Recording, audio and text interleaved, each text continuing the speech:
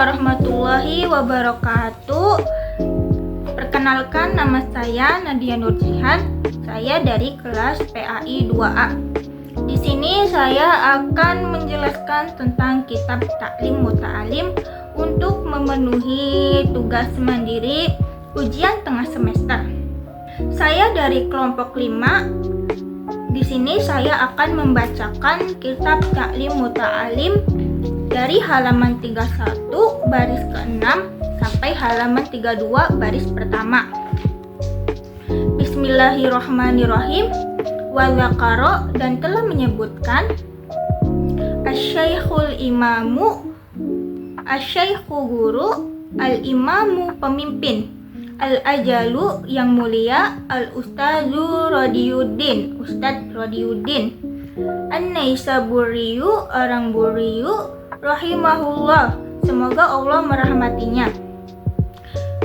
Fi kitabi, dalam kitab, makarimi, mulia, makarimil akhlaki, akhlak-akhlak yang mulia, anna dzulqarnaini, bahwa Raja Dzulqarnain, lama aroda, ketika bermaksud, ayyusafira, untuk berpergian, liyas tauliya, untuk menguasai, alal masyriki, ke timur, wal maghribi, dan ke barat, syawarul hukama, dengan orang-orang bijak beliau bermusyawarah terlebih dahulu, fi dzalika, pada waktu itu, waqala, dan berkata, kaifa, bagaimana, usafiru, saya akan berpergian, lihadzal qadri, untuk kekuatan ini, minal mulki, dari kerajaan, fa inna dunya, karena sesungguhnya dunia,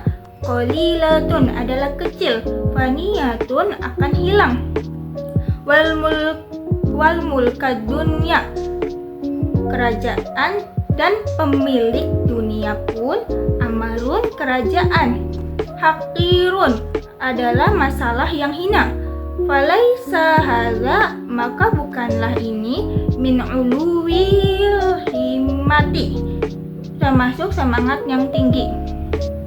Faqolati, maka berkatalah al-hukama, orang-orang bijak, safir, silakan berpergian engkau, liyahsula, supaya bisa meraih, laka, untukmu, mulkud dunia, kerajaan dunia, wal akhirati, dan akhirat.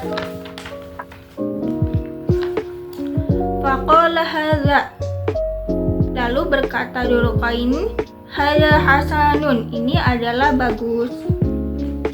Selanjutnya saya akan menerangkan isi dari kitab ini. Jadi, dalam kitab Ta'lim Muta'alim dijelaskan bahwa menuntut ilmu adalah amalan yang sangat mulia.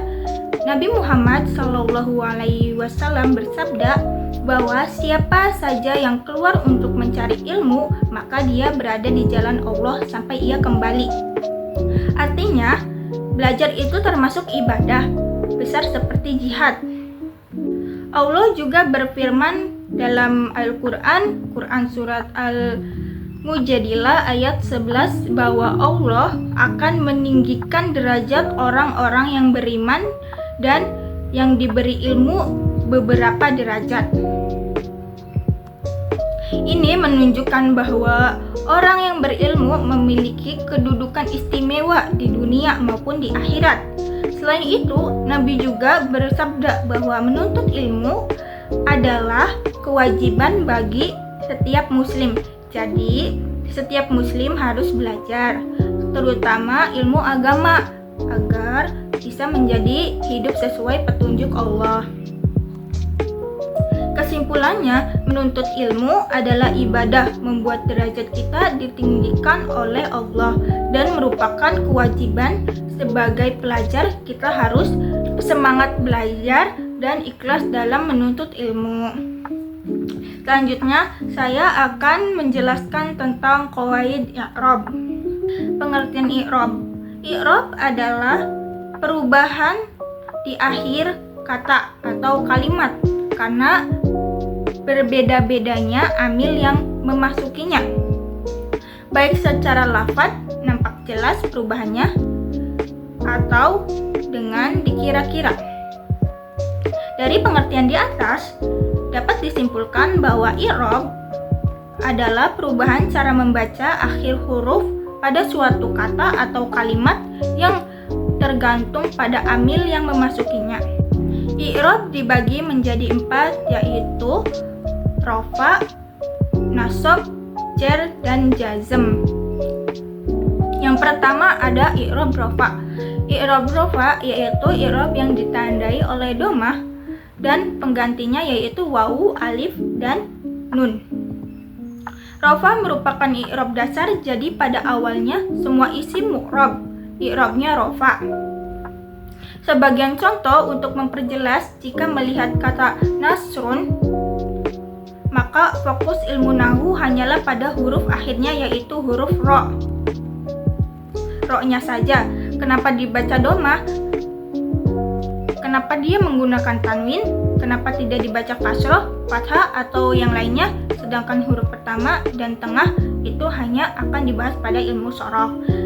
Tanda-tandanya i'rab rafa yaitu hakikatnya dhammah terdapat pada isim mufrad, jamak taksir, jamak muannats salim, dan fi'il mudhari'. Yang kedua, huruf wawu terdapat pada jamak mudzakkar dan asmaul khamsah. Yang ketiga, huruf alif terdapat pada isim tasniyah. Yang keempat, huruf nun terdapat pada fi'il mudhari' yang bertemu dengan dhamir sya'an, yakni alif tasniyah, wawu jamak, dan ya muannats salim. Contoh i'rab rafa yaitu ja'a Muhammadun. Yang kedua ada i'rab nasab. I'rab nasab yaitu i'rab yang ditandai oleh fathah dan penggantinya yaitu alif, kasroh, ya, dan membuang nun. Tanda-tanda i'rab nasab yaitu harokat fathah terdapat pada isim mufrad, jamak taksir, dan fi'il mudhari'. Dan huruf alif terdapat pada asmaul khamsah. Harokat kasroh terdapat pada jamak muannats salim. Huruf ya terdapat pada jamak mudzakkar dan isim tasniyah.